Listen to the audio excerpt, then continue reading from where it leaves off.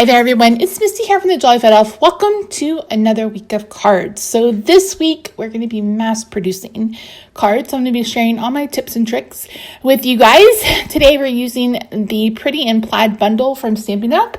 And the Wrapped in Plaid paper. For my card bases, I'm using Thick Whisper White. And my first tip for mass producing cards is to score all your cardstock before you cut it. Unless you're doing like gatefold cards or a Z fold or some fancy fold. If you're just doing a normal A2 size card, score it first and then cut it. That way, you're only scoring once, for however many pieces of paper, instead of having to score like these cards I'm making 10, I think. So instead of having to score 10 individual card bases, I only had to score 5 and then I was able to cut them. So the gold paper is cut at 2x2. The designer series paper is cut at 3x3. And then the shaded spruce is 3 1/4 by 3 1/4. And once I get all these cut, I'm going to go ahead and lay them out. And you can see my plan for these cards. So like I mentioned, these trees are left over from Friday's card. I just ended up punching one more of each design.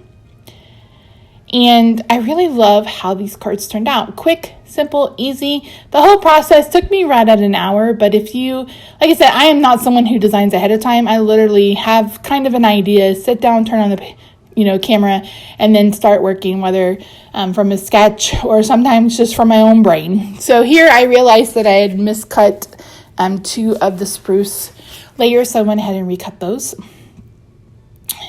But first I had to make sure I wasn't all of them. It wouldn't be a Misty video if I didn't make a mistake. So once I get that done, I'm going to try to decide how I want to adhere these trees. I knew that I wanted to pop them up, but I wasn't sure if I was going to use dimensionals or if I wanted to use the foam mounting adhesive, the big Mamma Jamma, whatever it's called. The Precious, as Sandy Alnott calls it. I didn't want to use 1,000 mini dimensionals. So I brought in a long strip of this and I'm just going to cut it into pieces. And then I'm going to just add it to the back of these trees. Making sure that it doesn't overlap or go outside of the sides of the tree. Oh my word, brain. Roxy's here on the floor. I was hoping she would meow for you guys, but once I turn on the voice recording, she stops. She doesn't want to anymore. So once I get all of the little ones done on top, I'm going to go ahead and cut some strips to put onto the trunk of the tree. I think a mini dimensional would fit here. They may be a little wide. I don't know. I didn't try it, but I already had all this cut, so it was just easier for me to just go ahead and cut it into thin little strips.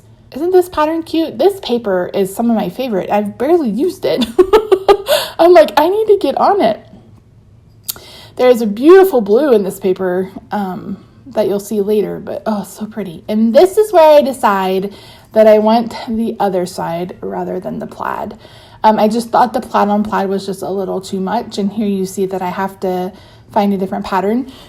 So it kind of makes the gold not make sense, but it's still pretty. So if you wanted to, you could add a different color, make it like a cherry cobbler layer or something like that. If not, you can just leave it like this. So I decided to find the other pattern of this stripe where the bottom row is shaded spruce, the top row is more cherry cobbler. So they still coordinate, but they don't necessarily match.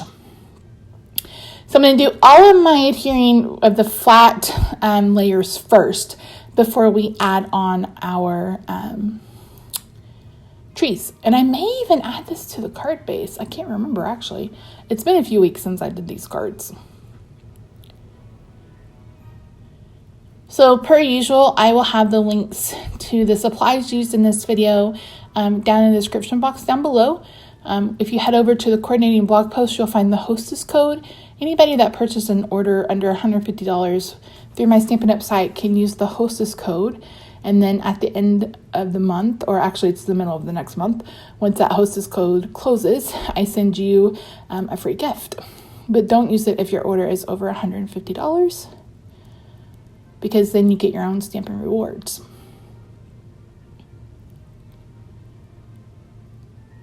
If you guys want to see a video of how I'm putting together new recruit packets, let me know. Sometimes I show stuff for my business and sometimes I don't, but I need to send out a few welcome packets. I'm a little behind, imagine that. I'm actually doing this voiceover on Monday the 7th, which tomorrow the 8th is my back surgery. So as you can probably imagine, I'm in a mad rush to get all of this done. And I have a little kitty cat that wants all the loves and wants all my attention. And I'm like, I can't right now. Let me get through these voiceovers and then I will. Okay, so after getting the adhesive on all of those, I'm going to go ahead and stamp my card bases. I'm going to start by stamping the inside, and I haven't scored these yet, so you want to, or I haven't folded these yet, so you want to make sure that you know which side is the front and which side is the inside, and make sure you're stamping them all in the same place. So I don't have Cherry Cobbler ink. It's one of the ink pads that's on my list to get, but this cherry red, I think it's what it's called, from Gina K Designs, is a very pretty good close match. So yes, and this paper for the Stamparatus is meant just for the Stamparatus. You can buy it in the sheets. I'll try to remember to link it. I don't think I've been linking that. I have been linking the Stamparatus. If you don't own a Stamparatus and you don't have another stamp positioner, you need to get the Stamparatus. It's fantastic. You'll see here, I mean, there's 2 plates, 4 sides. You could literally stamp, 15 images if you needed to in different directions. You can purchase extra plates. There is a foam mount underneath this. So when you're doing photopolymer, it has a little bit of cushion. If you're using red rubber stamps, you don't have to worry about that because they already have the cushion on them. And then, like I said, this grid mat, which is fantastic, because if you haven't seen my Stamparatus naked in a while, you may not know that I did Buffalo check last year before last, and got used StazOn ink, and it stained the bottom. I mean, it still works, but it's stained, and I know a lot of people get upset if something looks dirty or whatever, but sometimes life happens, y'all. So here I am lining up the outside sentiment, and I decided that I wanted this a little further down on the card. I'm sorry this is out of frame, but sometimes I have to do stuff right on my face so I can see something. So I just scooted this down, and I'm going to go ahead and stamp. This is the front of all of my cards.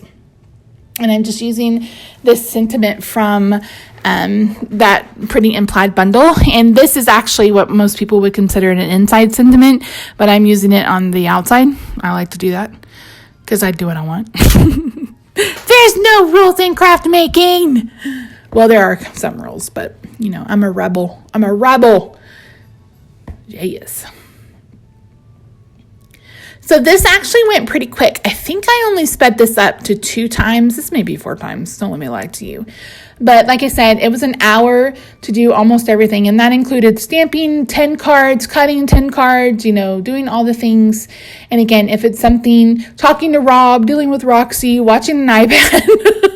So if this is something, you can just sit down and, do these real quick, especially if you case these cards, which that's why I do this series, so you guys can case, which just means copy and share everything.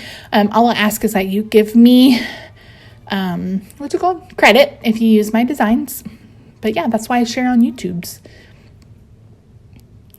So once I get all these folded, then it's going to be adhering for the win. So I don't think I've mentioned in a couple of videos, but since I'm having surgery, I cannot have anything on my fingernails. And I use the dip acrylic powder on my real nails, but my real nails are so thin because I bit them for like 36 years that when I take off the dip powder on top, on my own, I almost always destroy the nails underneath. So my nails will have to regrow, which is fine because I probably won't be able to get my nails done until more toward the end of October. Hopefully I'll get them done before I start filming again. But so my nails are a little messed up, but it's okay. At the end of the day, I think you're here to see the cards, but so many of you comment on my fingernails. the color, etc. So I just wanted to, you're like, what happened? That's what happened.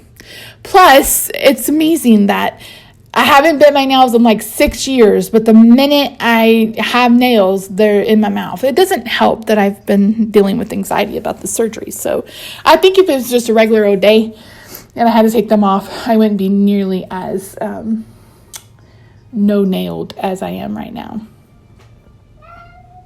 What, Mama? Yeah.